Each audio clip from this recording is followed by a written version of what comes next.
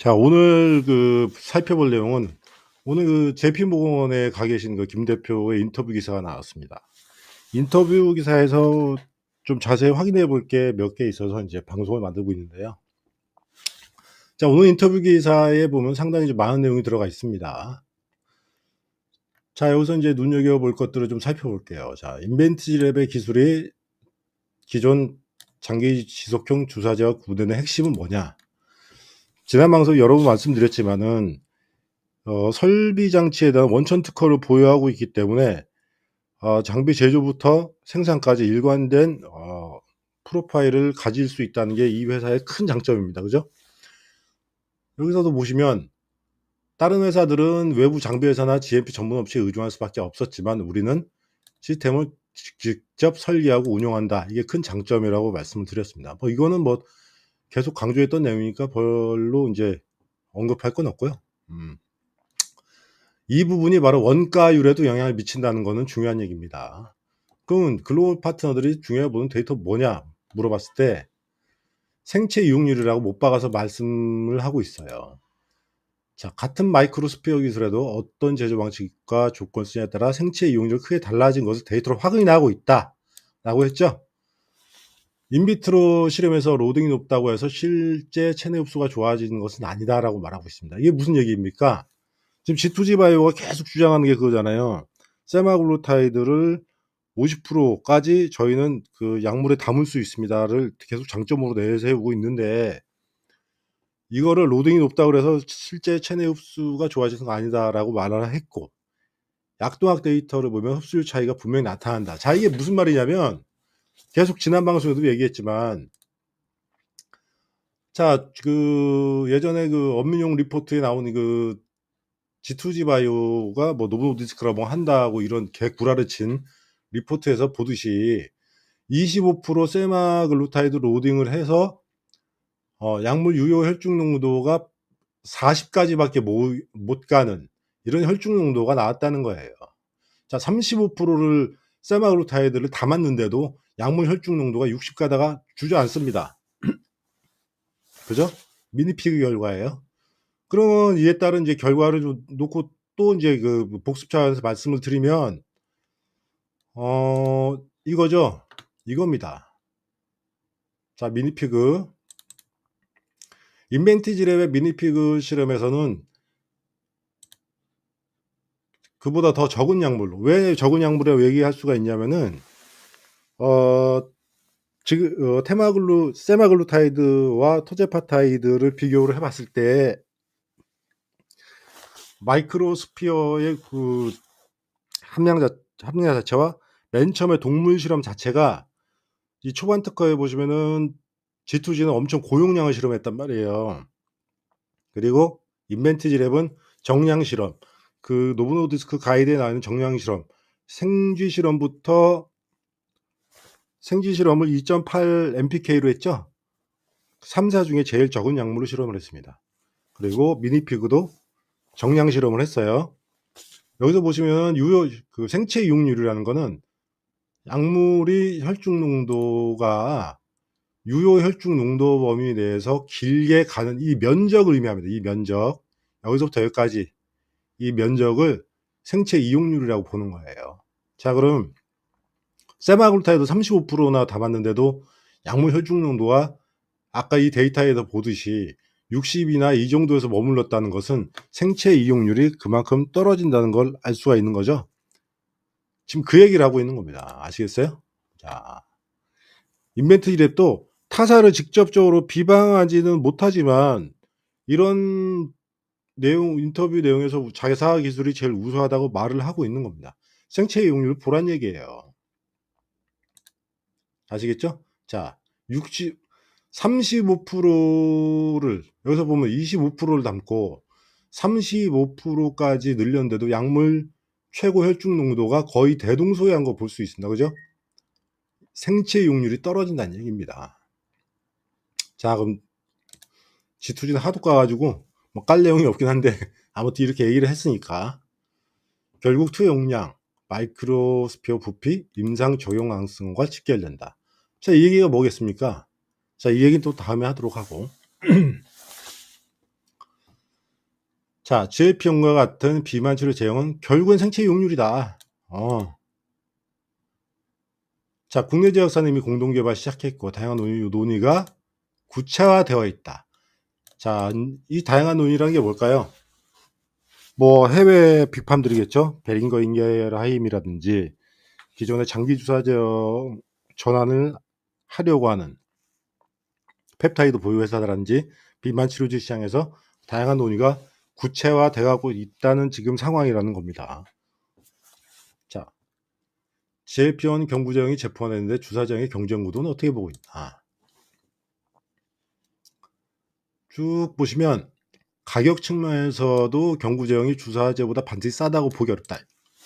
세마글루타이드 경구 제형의 같은 경우는 지금 24mg을 매일 복용하는 이 알약이 주 1회 2.4mg을 맞는 그 주사제와 약동 데이터가 거의 비슷하다고 했잖아요.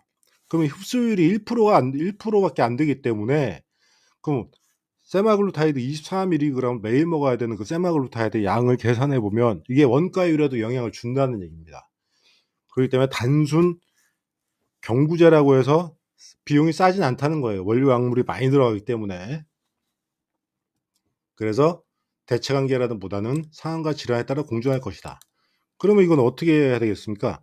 주사제로 일단 살을 빼놓고 한 20%든지 감량을 한 사람들 유지 목적으로 먹는다면 접근할 수 있겠지만은 이걸 애초부터 비만을 치료를 위해서 매일 먹어야 됩니다. 매일.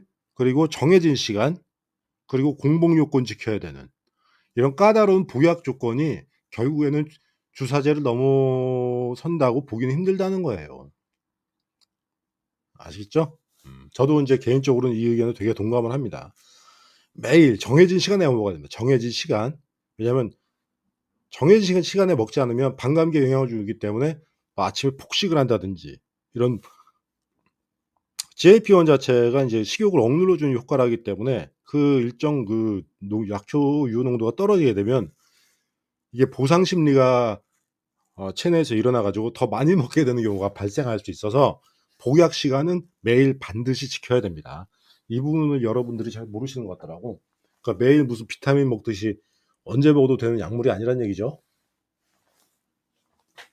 자, 여기서 이제 항체 의약품 SC 바이오플루이드에 설명을 해 달라라고 말을 했습니다. 알테오전이나 할로잔 기술은 공간을 확보한다. 그러니까 체내 히알루론산을 녹이면서 그 녹인 만큼 그 공간을 열어서 거기다 약물을 주입하는 방식이죠. 자, 3mm 내외의 SE 주사를 목표로 하고 있는데 이미 그 바이오플루이딕스 같은 경우는 기존 경쟁 약물, 레퍼런스 약물 대비 3mm 이내, 최대 2.5ml가 이제 목표라고 지금 회사 쪽에서는 초기 기술 자료에서 발표를 했습니다. 1.5mm의 실험에서 상대 약물보다 적어도 2배 이상 탑재 가능한 프로파일을 이미 제시를 해놨어요. 그럼 이건 왜 프리필드 시린지 형태로 자가주사 가능성을 열어준다. 이 말은 뭐냐면 기존의 히알루로니다제를 넣어서 히알루론산을 분해시키는 이 주사법은 히알루론산을 녹여서 약물이 들어가야 되기 때문에 이 주사 시간을 재야 됩니다. 이 주사를 일정한 속도로 주사를 해야 돼요. 그래야 히알루론산을 녹여서 약물이 들어갈 공간이 생기고 이래야 이제 그 주사를 놓을 수 있는 방식입니다. 지금 할로자임이 알테오전에 특허 소송을 한 게 이 부분이거든요. 야, 너네는 우리 방법을 따라 하지 않고 단독 특허인데 왜 주사 시간을 정량적으로 정해놨어? 이게 우리 개념 특허란 얘기예요. 그럼 이 부분을 여기는 피해가겠다는 얘기입니다. 바이오시밀러 지장과 연결될 수 있는 기술로 보인다. 자, 그러면은 지금 현재 알테오젠과 할로자임은 어떤 전략이냐면 기존의 그 글로벌 빅팜들이 이제 특허가 만료되는 항암제를 많이 갖고 있잖아요. 이걸 이제 피하 주사제로 이제 전환하는 거를 지금 수주를 많이 하고 있는데 얘들이 보면은 다 그 해당 약물의 독점 계약입니다. 왜 그러겠어요? 비독점 계약을 하지 않는 이유는 그래야 SG형으로 넘어갔을 때 바이오시밀러 회사들이 만약 알테오젠이나 할로젠의 플랫폼을 비독점을 하게 되면 그 플랫폼 사다가 바이오시밀러 내놓을 거 아닙니까? 그죠? 그러기 때문에 전부 다 독점 형태예요. 그럼 바이오시밀러 시장을 진입하고자 하는 시밀러 회사들은 어떻게 돼야 될까요? 그러니까 인벤티지 랩을 찾아올 수밖에 없다는 얘기입니다. 이런 뭐 히알루론산 디나제를 빼버렸기 때문에 이 특허에서 자유로울 수가 있는 거예요. 그리고 약물 혈중 농도를 똑같이 맞춰가면은 바이오시밀러가 되는 거죠. 그렇죠? 자, 이 내용을 지금 하고 있는 겁니다. 그죠? 이미 기술을 알고 찾아온 회사도 있겠죠. 왜? 지금 현재 할로자임하고 또 머크하고 붙었잖아요. 특허 소송. 여기서 만일에 계속 말씀드리지만 주사제를 놓는데 주사 시간을 정해놓고 이 어떤 속도와 이런 걸 정량화시켜서 주사를 하는 방식은 특허 소송에 걸릴 가능성이 높다는 얘기입니다. 아시겠죠? 자, 그럼 여기서는 이제 기존 물질 흡수나 물성 회수하지 않는지 품질 프로파일이 유지되는지를 검증하는 단계의 논의가 많다라고 하는 거는 이제 조만간 이제 공동개발 계약이 나올 수도 있다는 얘기겠죠. 이 단계가 넘어가면 되는 겁니다. 자, 그러면은 이 부분에서 조금 이제 부연 설명해 드릴 말이 있는데, 그럼 일렉트로파이의 기술이 있잖아요. 똑같이 마이크로스피어를 이용해서 이제 고농도 항체 SG형을 만드는 방법이 있습니다. 그럼 어떤 차별점이 있느냐? 자, 이걸 이제 한번 또 말씀을 드려볼게요. 자, 초음파 분무 방식을 이용하는 SG형의 입자입니다. 초음파 분무 방식이에요. 저번에 말씀드렸던 이제 삼익제약에서 이제 올린 건데, 펩트론에서 초음파 분무 방식의 입자 사진을 공개하지 않았기 때문에 같은 초음파 분무 방식을 이용한 일렉트로파이 기술의 입자 사진은 이럴 것이다라고 지금 보여드리는 겁니다. 자, 여기서 보면은 입자의 균일도가 떨어지기 때문에 입자가 서로 뭉쳐당기는 걸 볼 수가 있어요. 왜냐하면 입자가 큰 게 있고 작은 게 있으면 이게 작은 게 큰 쪽으로 붙으려는 성질이 강해집니다. 자, 그러면 일렉트로파이는 이 기술을 어떻게 이제 극복을 했을까? 보면은 일렉트로파이 기술은 이런 거예요. 이 수조 안에 이런 잠깐만,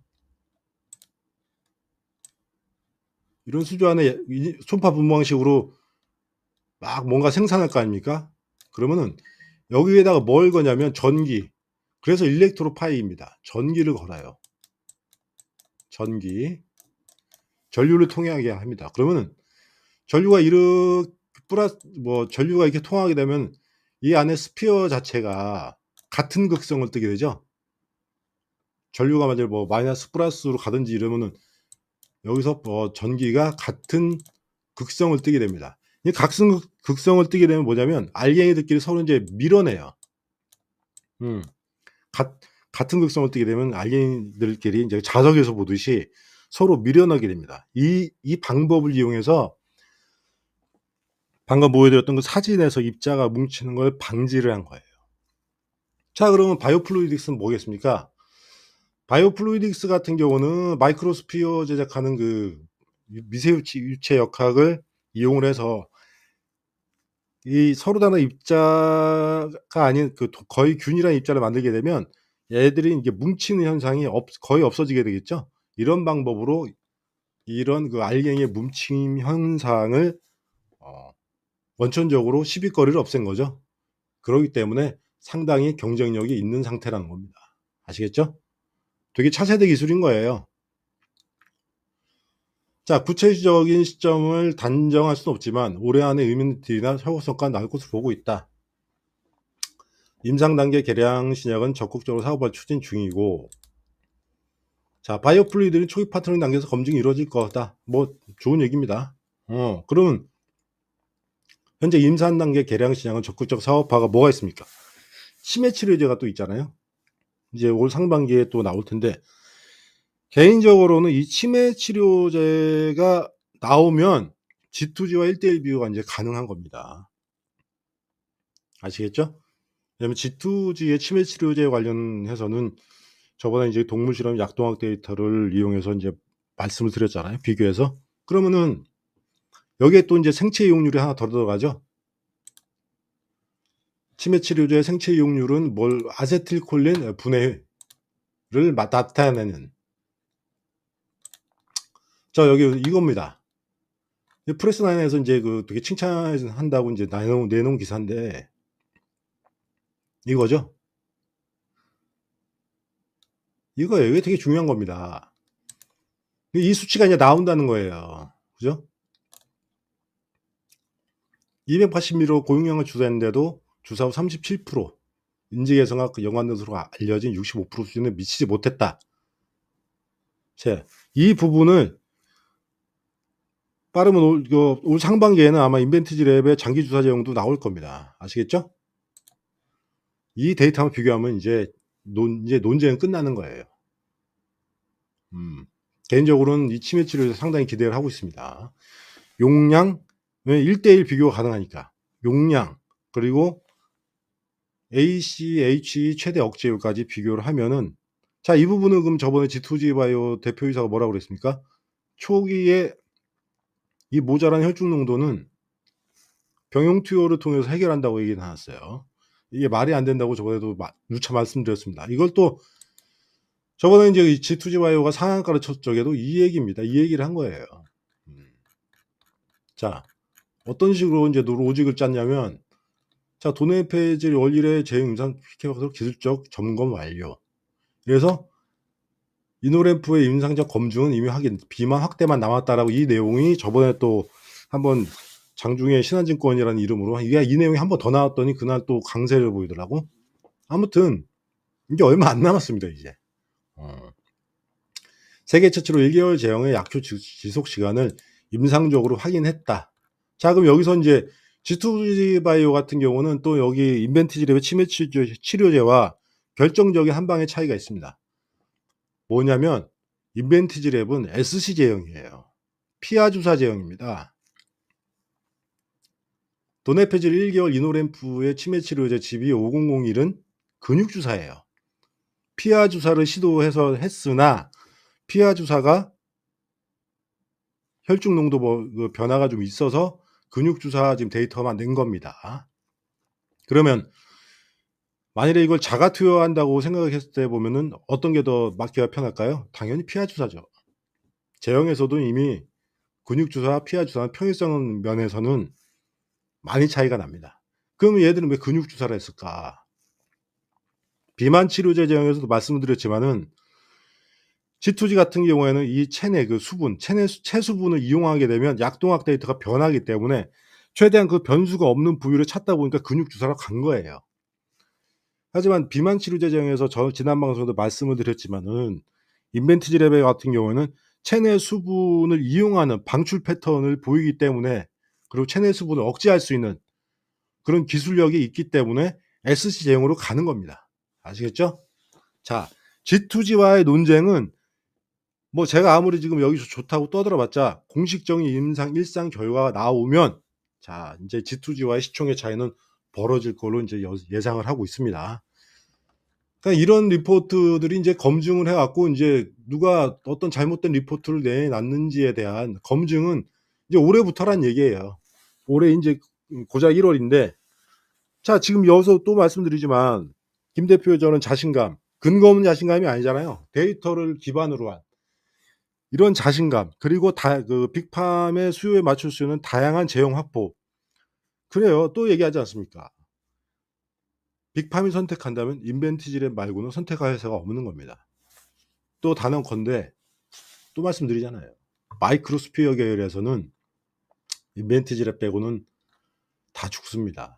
자, 오늘로써 자, 이걸로 이제 그 인벤티지랩의 그 기술 관련한 김주희 대표의 그 워딩을 한번 분석을 해봤습니다.